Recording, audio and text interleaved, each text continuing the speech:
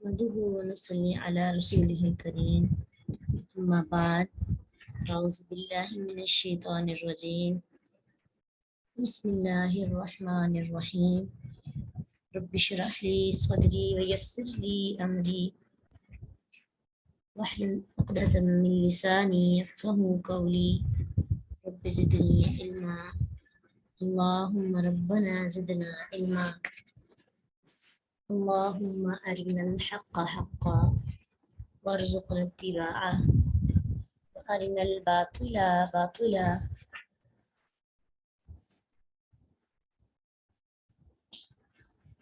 وارزقنا اجتنابه آمین یا رب العالمین۔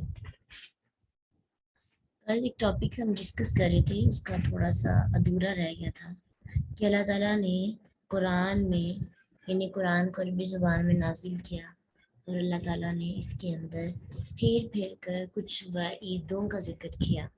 خوشخبریاں بھی ہیں لیکن وعید بھی ہے۔ کیوں وعید کیوں ہے، عذاب کی بات کیوں ہے؟ تاکہ لوگ ڈر جائیں یا پھر کوئی نصیحت پکڑے۔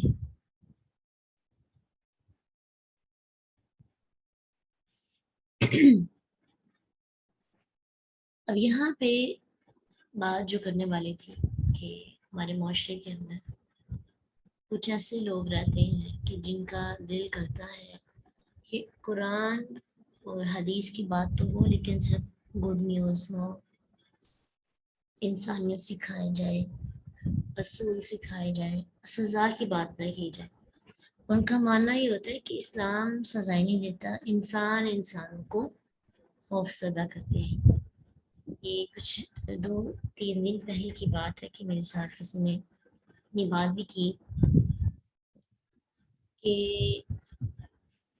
جو ہے سب ادارے انسٹیٹیوشن جو قرآن و حدیث کو سکھانے والے ہیں وہ ٹپیکل مولوی سسٹم چلاتے ہیں،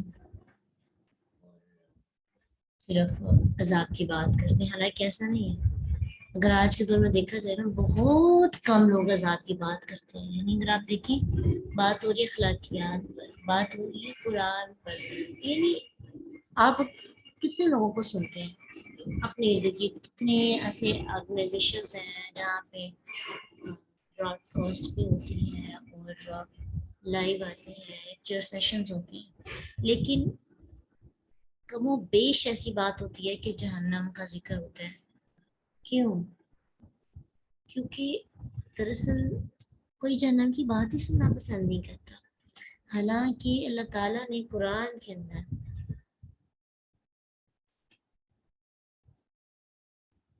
جہنم کے مختلف باتوں کا ذکر کیا ہے تاکہ لوگ ڈر جائیں۔ تو انہوں نے مجھے یہ کہا کہ مجھے ایسا کوئی ادارہ نہیں مل رہا جو میرے مطابق چیزوں کو سکھاتا ہو، حالانکہ میں چاہتی ہوں کہ مجھے سیکھنا ہے۔ تو کیا ان کا جواب یہ تھا کہ انسٹیٹیوشنز آرگنائزیشنز غلط ہیں؟ ایسی بات نہیں ہے، جہنم کی بات تو کریں گے، کیوں اللہ نے بھی کی، کیوں کی اللہ نے؟ متقی بنانے کے لیے۔ پھر ہم کون ہوتے ہیں یہ کہنے والے کہ ہمیں صرف اچھی باتیں متقی بنا سکتی ہیں؟ ہمیں پنشمنٹ سزائیں ہمیں جو کرنا رکھتی ہیں۔ مثلا آپ کو پتہ ہے کہ روڈ کے رولز توڑنے کا کیا انجام ہے، یا پاکستان کے اندر کرپٹ بندے کی کیا سزا ہے۔ تو اگر ہم دنیا کے معاملات میں پنشمنٹس دیتے ہیں تو آخرت کے معاملات پہ بلکہ اللہ تعالیٰ نے خود کچھ سزائیں مقرر کی نا، جیسے زنا کرنے والوں کو، الزام دینے والوں کو، چوری کرنے والوں کو، تو مختلف چیزیں ان کی جو ہے مختلف سزائیں رکھی ہے۔ کیا اب یہ الگ بات ہے کہ ہم آج کے دور میں ان سزائیں کو اپنی حکومت کے اندر، اپنی ریاست کے اندر، اپنے رولز کے اندر ایڈ نہیں کرتے، لیکن اللہ کے نبی صلی اللہ علیہ وسلم نے تو یہ باتیں سکھائیں، بتائی، تو وہ سزائیں، وہ وعید، وہ سب چیزیں کیوں تھیں؟ اسلام تو بڑا امن کا دین ہے، تو اسلام امن کا دین ہے، اس کے لیے جو اس کو فالو کرتے ہیں، لیکن جو بندہ اس کو نہیں پڑھتا، اس کو فالو نہیں کرتا، تو پھر اس کے لیے اس کی چھوٹی سی بات پہ ایک چوکنی اور چبھنے والی لگے. کیوں؟ کیونکہ جس نے اس کی کبھی کبھی اس کو وزٹ کرنا ہے سیر و تفریح کے لیے، تو اگر اسی دن قرآن کا موضوع بندوں کو ڈرانا ہو تو اگلا بندہ تو یہ سمجھے گا کہ قرآن تو ڈراتا ہے. حالانکہ قرآن اتنی خوبصورت چیز ہے، یہ تو ہماری زندگی کی سٹوری ہے. بہت کم ڈرامے ہیں لیکن اللہ نے احکامات، جنت کی باتیں، جنت کا ذکر اور دنیا جینے کا ڈنگ سکھایا. اب دیکھیں یہ پوری صورت کتنی دیر سے اب اگر شروع کیا ہے تو میرے خیال میں ایک یا دو دفعہ اس میں جہنم کا ذکر آیا، اور زیادہ احکامات ہیں اور باتیں ہیں اور ڈسکشنز ہیں کہ قصے ہیں. تو اب کیوں جہنم کا ذکر، کیوں وعید سنائی گئی اور بتایا کہ جب انسان اتنا کچھ سننے کے بعد بھی عمل نہیں کرتا یا عمل کی طرف راغب نہیں ہوتا تو پھر اس کے لیے پنشمنٹ بھی ہے. اور پنشمنٹ بھی اللہ نے اپنی شان کے مطابق دینی ہے نا، کہ وہ قیامت کے دن اس طرح ہنسیں گے اور اس طرح ہو جائیں گے. تو یہ ایک ڈراوا نہیں، یہ حقیقت ہے. جو عمل نہیں کرے گا، جو فالو نہیں کرے گا دین کو، اس کو تو یہ سزائیں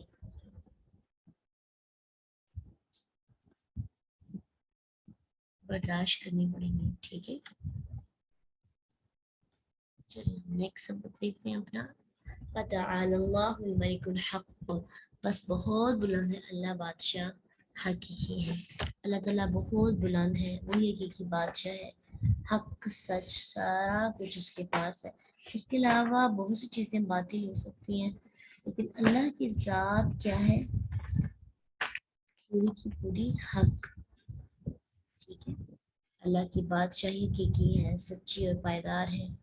دوسرے تمام بادشاہ دنیا میں نہایت میں دود اختیارات کے مالک ہوتے ہیں، اور وہ بھی اللہ کی مرضی سے آتے ہیں. خود اپنی مرضی سے ان کو اختیار نہیں ملتا، اللہ تعالیٰ کی مرضی سے ان کو حکومت ملتی ہے. وہ الگ بات ہے پھر خود سے بادشاہ بن کر اور سب کچھ بھول جاتے ہیں، لیکن حقیقت میں سارا اختیار اللہ کے پاس ہے. وہ لوگ بھی اللہ کی مرضی کے بغیر کچھ نہیں کر سکتے. ٹھیک ہے، حقیقی بادشاہت صرف اللہ کے پاس ہے. وَلَا تَعْجَلْ بِالْقُرْآنِ مِن قَبْلِ أَن يُقْضَى إِلَيْهِ وَحْيُهُ، نہ آپ جلدی کریں قرآن کے ساتھ اس سے پہلے کہ پوری کی جائے آپ کی طرف وحی. اب یہ آیت کیوں نازل ہوئی کہ اللہ کے نبی صلی اللہ علیہ وسلم جب جبریل علیہ السلام قرآن لے کے آتے نا، ساتھ ساتھ پڑھنا شروع کر دیتے. کیا ریزن تھی؟ کہ مجھے کہیں بھول نہ جائے. ٹھیک ہے، ساتھ ساتھ پڑھتے. تو اللہ سبحانہ تعالیٰ نے یہ بات دوبارہ سے سورۃ قیامہ کے اندر بھی یہ بات ذکر ہے، اور یہاں پہ بھی بتایا گیا ہے کہ آپ جلدی نہ کریں. ہمیں پتہ ہے آپ اس لیے قرآن پڑھ رہے ہیں کہ آپ کو وہی بھول نہ جائے، لیکن آپ کو یاد رکھوانا، لوگوں تک پہنچانا ہمارا کام ہے. ٹھیک ہے، یہ ہماری ڈیوٹی ہے کہ ہم نے اس کو یاد رکھوانا. اس سے ایک بات ہمیں پتہ چلتی ہے کہ جلدی قرآن کے معاملے میں جلدی نہ اختیار کریں. یعنی اگر آپ ابھی اس کو سیکھ رہے ہیں تو اس کو غور و فکر تدبر کے ساتھ فتویٰ دینے لگے تو غور کریں، جلدی نہیں کریں، غور کریں کہ قرآن و حدیث کے مطابق کیا فتویٰ بن رہا ہے. اور اگر ہم ویسے کسی کو سکھا رہے ہیں تو بھی مطالعہ کر کے سکھائیں. جلدی سکھانا، ادھورے نالج کے ساتھ سکھانا، اس سے اسلام اور دین کے غیر مدلل واقعات اور حدیث جو ہیں وہ روایت ہونے لگتی ہیں. تو اس لیے ہر چیز کو جو آپ زبان سے نکالتے ہیں، حدیث کسی کو سناتے ہیں، آپ کو پتہ ہونی چاہیے کہ یہ اوتھینٹک ہے کہ نہیں. ٹھیک ہے، تو جب بات پوری کر لی جائے، اس پہ آپ کو تحقیق ہو جائے، پھر آپ دوسروں کو ضرور شیئر کریں. ٹھیک ہے، تو اللہ کے نبی کو یہاں پہ اسپیشلی کہا جا رہا ہے کہ آپ جلد بازی اختیار نہ کریں لوگوں کو ساتھ ساتھ پڑھانے میں. ٹھیک ہے، تو اصل میں آپ کے دل کے اندر جذبہ تھا علم کا نبی صلی اللہ علیہ وسلم نے. تو یہاں پہ اللہ تعالیٰ نے صرف جلدی والے جذبے کو منع نہیں کیا، بلکہ اصل جذبے کی تعریف بھی کی ہے. کس طرح سے؟ دعا کے ذریعے. کہ آپ کی، اللہ کے نبی کو کہا گیا ہے کہ آپ کی تو خواہش تھی نا کہ آپ اپنے علم میں اضافے کے لیے اس طرح کرتے تھے، تو جلدی نہ اختیار کیا کریں، لیکن रब ज़िदनी इल्मा, कुल रब ज़िदनी इल्मा, अल्लाह से कहिए अल्लाह आपके इल्म में इजाफा फरमाए, अल्लाह आपके इल्म में इजाफा फरमाए। ठीक है, तो बात ये है कि एक इसमें एक वाक़या भी आता है सही बुखारी में। अबू बकरा ने नबी सल्लल्लाहु अलैहि वसल्लम को नमाज पढ़ते हुए देखा, रुकू की हालत में आ, तो सफ में मिलने से पहले ही मस्जिद के शुरू में दरवाजे पे ही रुकू में चले गए और फिर इसी हालत में रुकू में ही मिल गए। तो अल्लाह के नबी सल्लल्लाहु अलैहि वसल्लम ने जब ये देखा और सुना तो फरमाया, ज़ादकल्लाहु हिर्सन वला तउद, कि अल्लाह तुम्हारी इस हिर्स में इजाफा करे लेकिन आइंदा से न करना। अब अल्लाह के नबी का भी स्टाइल के देखिए कैसा था, तारीफ भी की ताकि वो अमल कभी छूट ना पाए और तरीका भी सिखा दिया कि इस तरह नहीं करना। तो बाज़ औक़ात हमें क्या होता है कि कोई काम होता है कि जिसको हमने करना ही करना है, लेकिन उसका मेथड अच्छा होना चाहिए, उसका स्टाइल, उसका रंग ढंग बेहतरीन होना चाहिए। इसलिए जब भी हम कोई कोशिश करते हैं, कोई काम करते हैं, तो हमें उसके बेहतरीन स्टाइल, बेहतरीन मेथड की तरफ रुजू करना चाहिए। ठीक है, काम के अच्छा होने के साथ साथ उसका करने का अंदाज भी अच्छा होना चाहिए और कोशिश करें ज़िंदगी में हर मामले में जल्दबाजी निकाल दी जाए, क्योंकि जल्दबाजी जो होती है ना वो बहुत से मामलात में गलत फैसले करवाती है। जल्दबाजी बहुत गलत बातें जो है हम दूसरों तक पहुंचाती है। इसलिए जब हम आहिस्ता आहिस्ता सोच समझ के बात करते हैं तो हमारे इल्म में खुद भी इजाफा हो जाता है। ठीक, इसलिए अल्लाह ताला ने दोबारा ऐसी जल्दी करने से मना के साथ साथ नेकी में हिर्स की तारीफ भी की, रब्बे ज़िदनी इल्मा। ठीक है, अल्लाह मुझे इल्म अता कर और उसमें इजाफा फरमा, और जो है इजाफा फरमा हर एक इल्म में जो नाफे होता है, जो हमें नफ़ा पहुंचाता है। तो दीन यानी कुरान हदीस का इल्म या दुनिया का इल्म हो या आखिरत, दोनों में नफ़ा है हमारे लिए। इसको जो हम दुनिया का इल्म कहते हैं ये भी दरअसल हमारे लिए नफ़ा बख्श बनता है।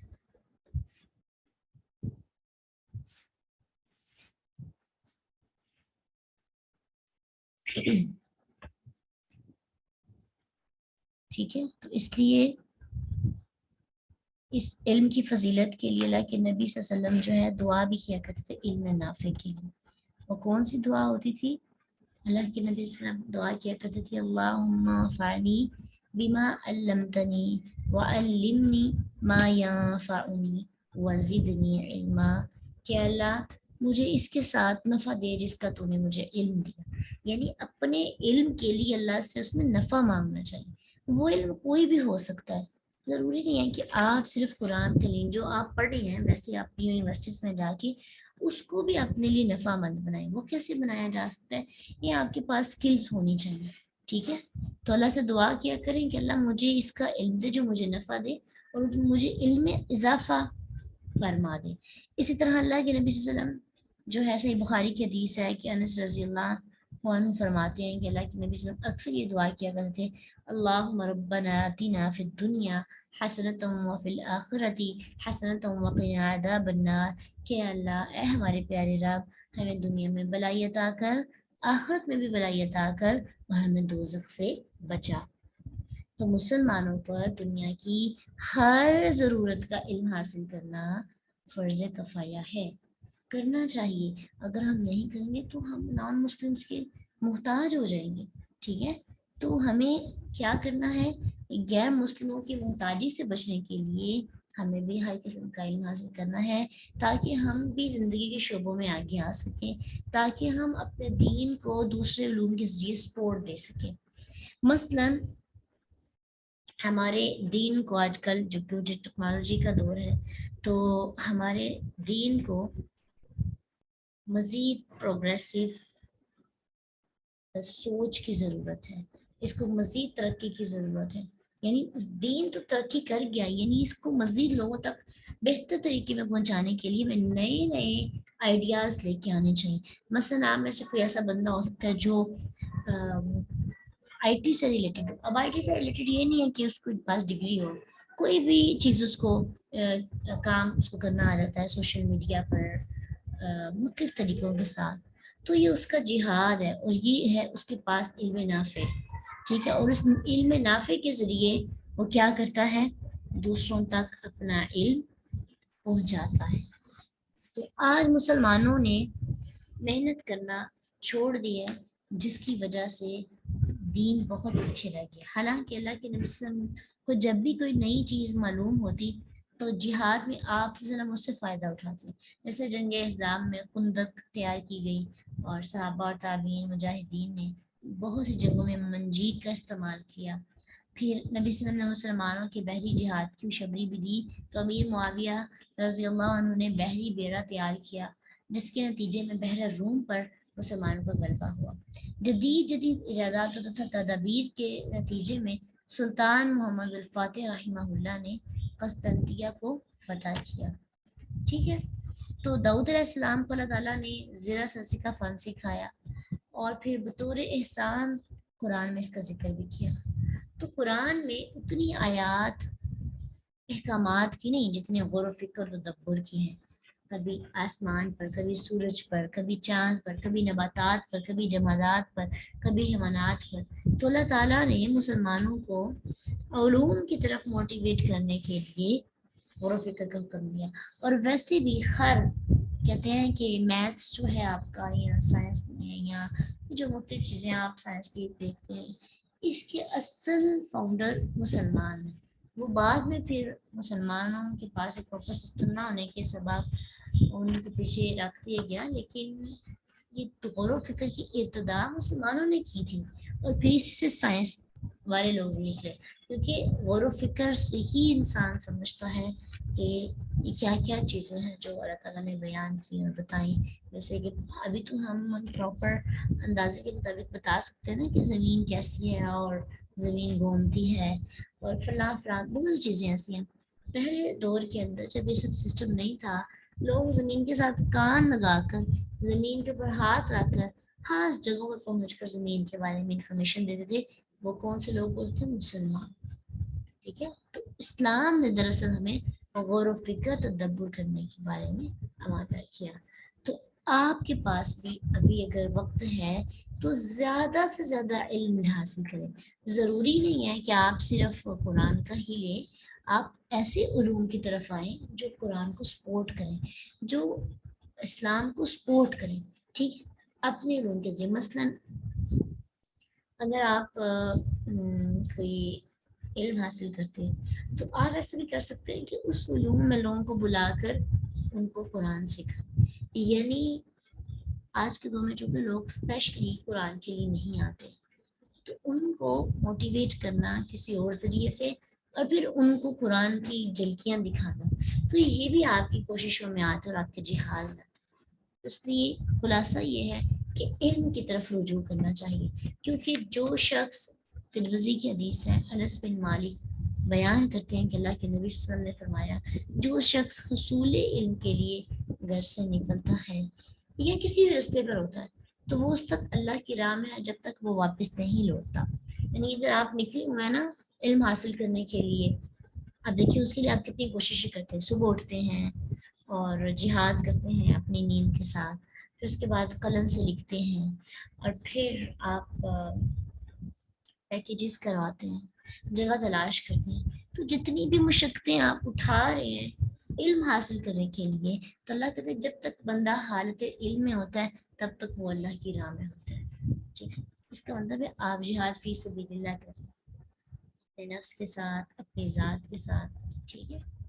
پھر اسی طرح علم کی فضیلت کے بارے میں ایک اور حدیث بہت پیاری کہ اللہ کے نبی صلی اللہ علیہ وسلم نے فرمایا، علم والوں کو دوسروں کے مقابلے میں ایسی فضیلت حاصل ہے جیسے میری فضیلت ان میں سے ادنا شخص پر ہے۔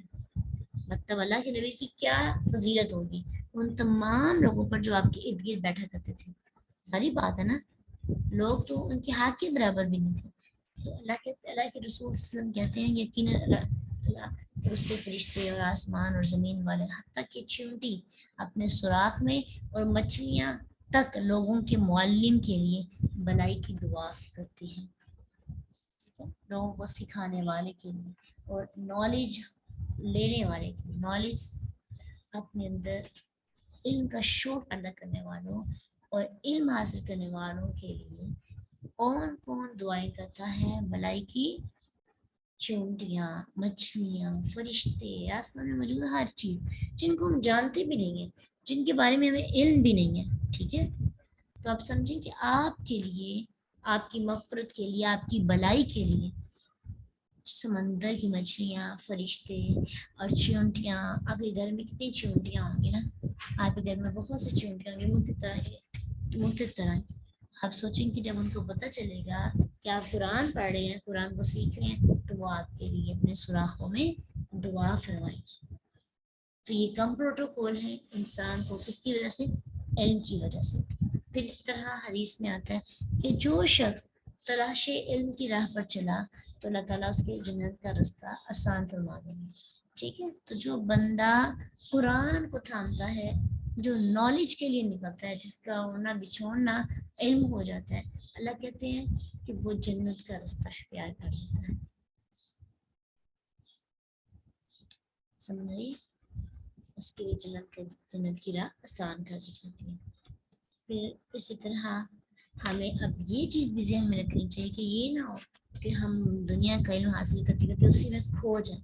ایسا نہیں ہونا چاہیے نا، کیونکہ اللہ سبحانہ تعالیٰ سورہ روم کے اندر آیت 6 اور 7 میں فرماتے ہیں یعلمون ظاہرا من الحیات الدنیا وهم عن الآخرة غافلون، کہ اکثر لوگ نہیں علم رکھتے اور دنیا کی زندگی کا ظاہر علم رکھتے ہیں اور وہ آخرت سے غافل ہیں.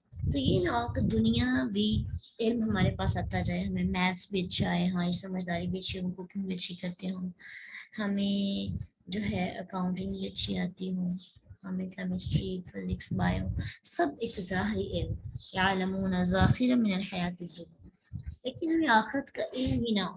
جیسے بھی ہم نے بات کی نا پچھلی آیت میں کہ ہم جاننا ہی نہیں چاہتے کہ اللہ تعالیٰ نے آخرت کا دن کیسے رکھا، کیا اس کی آخرت کی ہولناکیاں ہیں اور کیا خوشبیاں ہیں. خوشبیاں تو سنتے ہیں، جنت کا ذکر بڑے محبت کے ساتھ بھی جانے کا شوق بھی ہوتا ہے، لیکن جیسے ایک ٹائم گزرتا ہے ساری چیزیں دوبارہ سے ہمارے لیے عام سے ہو جاتی ہیں. تو یہاں پہ اسپیشلی کہا گیا ہے کہ یہ نہ ہو کہ دنیا کے علوم کے پیچھے بھاگتے رہیں اور آخرت کا علم ہی نہ ہو. آخرت کا علم تو ضروری ہے، اس نے ہمیں سیدھا رستہ دکھانا ہے. پھر اسی طرح ایک اور سورۃ بقرہ آیت 200 میں اللہ سبحانہ تعالیٰ فرماتے ہیں فَمِنَ النَّاسِ مَن يَقُولُ رَبَّنَا آتِنَا فِي الدُّنْيَا وَمَا لَهُ فِي الْآخِرَةِ مِنْ خَلَاقٍ. جو لوگوں میں سے کوئی تو وہ ہے جو کہتا ہے ہمارے رب ہمیں دنیا میں دے دے. اللہ کہتے ہیں آخرت میں ان کے لیے کوئی حصہ نہیں. ٹھیک ہے، ان لوگوں کا علم نافع نہیں ہے، اس لیے اس سے پناہ مانگنی چاہیے. اور اللہ کے نبی صلی اللہ علیہ وسلم بھی پناہ مانگا کرتے تھے، تو ایسی دعا علم کے لیے کرتے تھے جس میں کہ اللہ ہمیں علم نافع عطا کر. بلکہ یہ دعا آپ نے یاد بھی کی ہوگی، صحیح مسلم میں ہے اللہم انی اعوذ بک من علم لا ینفع ومن قلب لا یخشع ومن نفس لا تشبع ومن دعوت لا یستجاب لها، کہ اے اللہ بے شک میں تیری پناہ چاہتا ہوں ایسے علم سے جو نفع نہ دے، اور ایسے دل سے جو خشوع نہ رکھے، ایسے نفس سے جو سیر نہ ہو، اور ایسی دعا سے جو قبول نہ ہو. بڑی ہی خوبصورت دعا ہے، یہ یاد کریں اور یہ وقتاً فوقتاً پڑھتے رہا کریں. اللہم انی اعوذ بک من علم لا ینفع. علم نافع وہ ہمارے لیے بہت ضروری ہے نا. علم فائدہ مند تبھی ہوگا جب ہم اسے یوٹیلائز کریں گے. اس لیے جیسے جیسے آپ سیکھتے جاتے ہیں ساتھ ساتھ اس کو یوٹیلائز کیا کریں. یہ نہ سوچا کریں اچھا ڈگری ملے گی، گورنمنٹ جاب ہوگی، پرائیویٹ جاب ہوگی، مجھے ڈائریکٹ پروفیسر کی سیٹ ملے گی تو ہی مجھے اس پہ پریکٹس کرنی ہے. یا جیسے آپ قرآن کو سکھانا چاہتے ہیں تو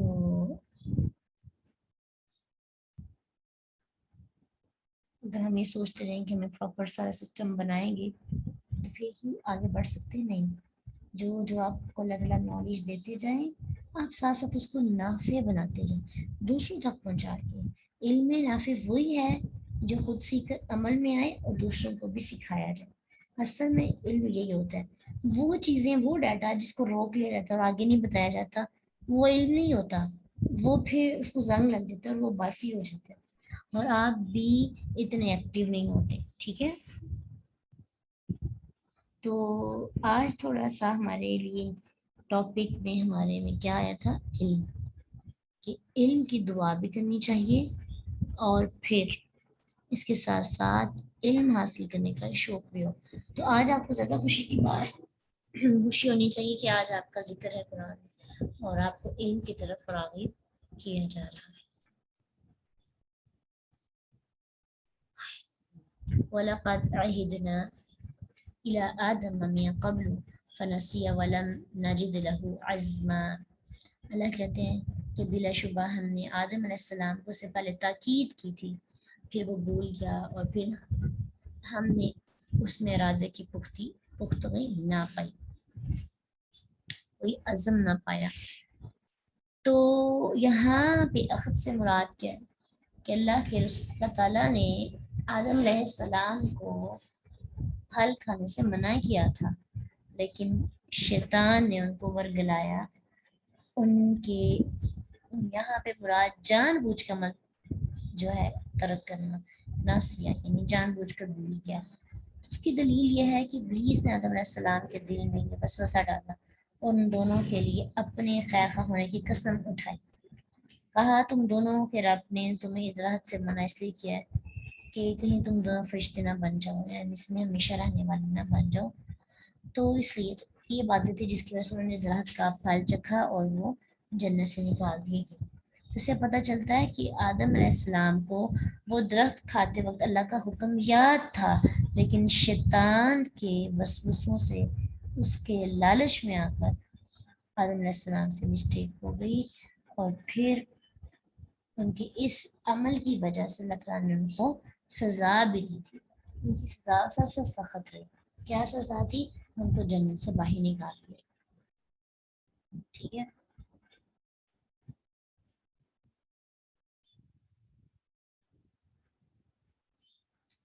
اور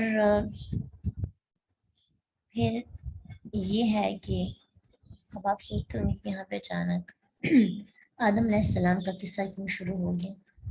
آدم علیہ السلام کا یہ قصہ 6 بار قرآن میں یہاں پہ آیا ہے.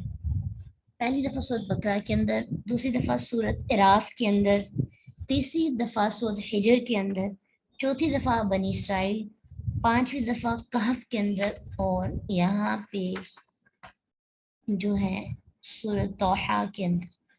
تو یہاں بیان کرنے کا ایک مقصد ہو سکتا ہے. کیوں؟ کیونکہ پیچھے بتایا تھا نا کذالک نقص علیک من انباء ما قد سبق، کہ ہم نے تجھ سے پہلے ان چیزوں کو مطلب جو ہے کچھ خبریں بیان کی جو پہلے گزر چکی ہیں. تو اس آیت کے اندر بھی اشارہ ہے کہ ہم کس سے بیان فرمائیں گے اور تم اس سے لرن کرنا. تو اس لیے آدم علیہ السلام کا قصہ یہاں پہ بیان کیا گیا. ابھی کیونکہ نالج کی وجہ سے ہی فرشتوں نے ان کا انکار کیا تھا، اور آدم علیہ السلام نے بھی علم ہونے کے باوجود عمل نہ کیا، تو ان کا وہ علم نافع تو نہ رہا. تو علم نافع کے لیے آپ کو عمل کرنا ہوگا. ٹھیک ہے، پھر ہی وہ آپ کے اپنے لیے اور دوسروں کے لیے نفع مند ثابت ہو سکتا ہے. تو آپ کو پتہ ہے آدم علیہ السلام کا جو واقعہ ہے اس کو علم کی پوائنٹ آف ویو سے یاد رکھا جاتا ہے. تو اسی لیے یہاں پہ پھر اس کا بھی ذکر ہے، کیونکہ پیچھے بات علم کی ہوئی اللہ کے نبی کے ساتھ، تو یہاں پہ آدم علیہ السلام کے ذکر سے یہ بات سمجھائی گئی کہ دراصل علم تو آ جائے گا اگر، تو اس کے ساتھ کرنا کیا ہے، اور جن لوگوں کے پاس زیادہ علم آتا ہے ان کی عاجزی کا حال کیا ہونا چاہیے. انشاءاللہ ہم اس کو ڈسکس کریں گے، اور کل سے ہم آدم علیہ السلام کا پورا ڈیٹیل میں واقعہ دیکھیں گے. حالانکہ میں پہلے بھی آتا ہے، لیکن یہ ہے کہ مزید جب ہم اس کو دیکھیں گے تو بہت سی باتیں نئی ہمارے ذہن میں آ جائیں گی انشاءاللہ. وآخر دعوانا الحمد للہ رب العالمین. سبحانک اللہم و بحمدک، نشہد ان لا الہ الا انت، نستغفرک و نتوب الیک. السلام علیکم ورحمۃ اللہ وبرکاتہ.